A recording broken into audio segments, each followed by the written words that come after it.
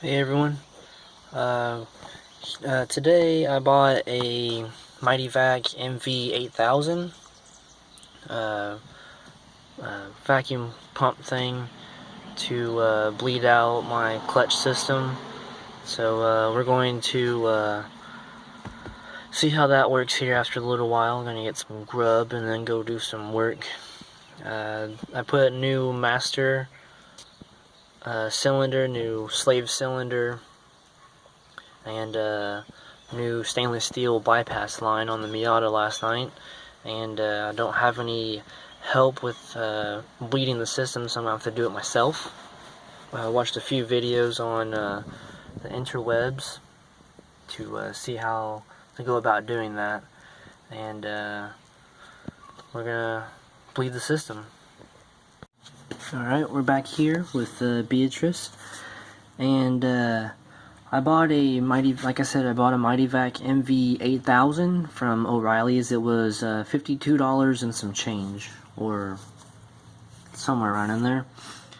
This is the setup that I have going on. This little nipple thing for the bleeder screw, it just pops right on. Kind of see there. Just pops right on. It's nice and thin, nice and small diameter, so it fits on pretty snug. This is about how much fluid I took out. It's about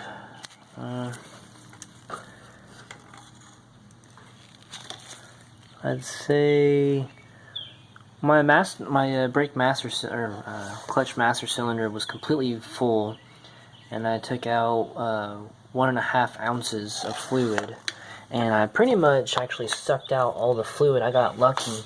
There was just a little bit left in there before I started sucking air back through. So you gotta be really careful if you do this, because you can actually drain out the clutch master really fast, and then you'll be kind of fighting yourself in a circle there, being that the your master cylinder is empty. But the way I did it was I put this right here on the slave cylinder bleeder screw.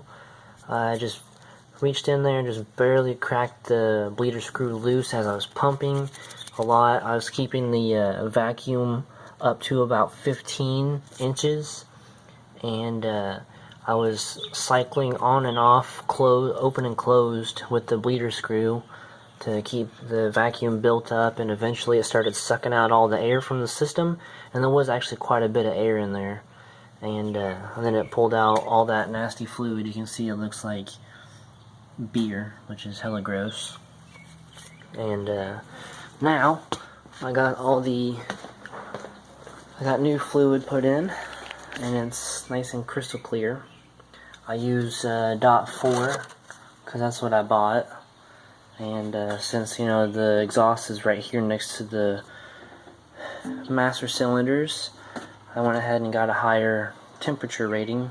I'm actually going to suck this brand new fluid back out and pour some more in there. It looks like it's starting to get a little brown, which also that could lead to my cap here not sealing properly.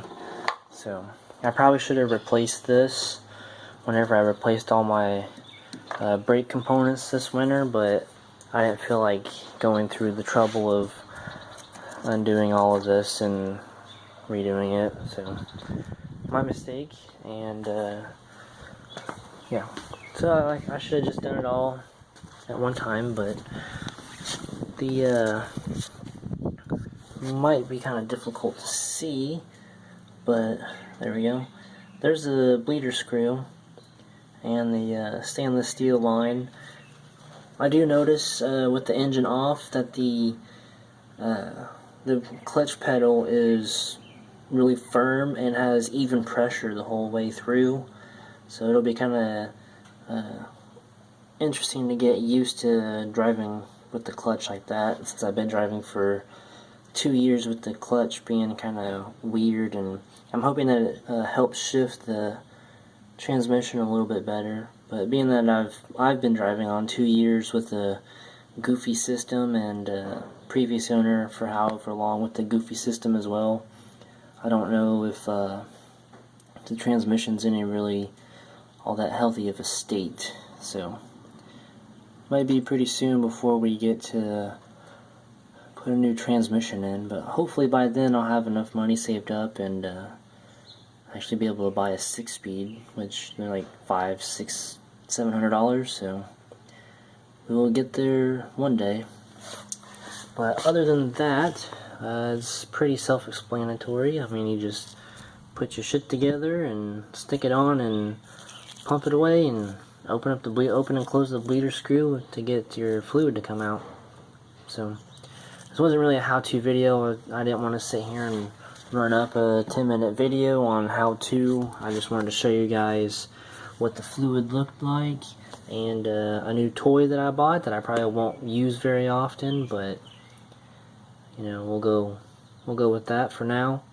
Maybe in the near future I'll do some brake components on my trusty old pickup here, and I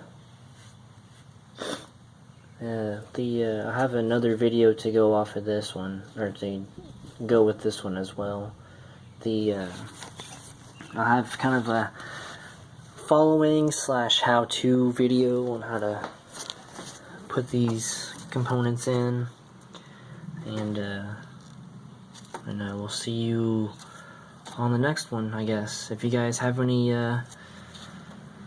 comments or questions, I can try and answer them as best as possible. If not, then good luck to you, and we'll see you around. Peace.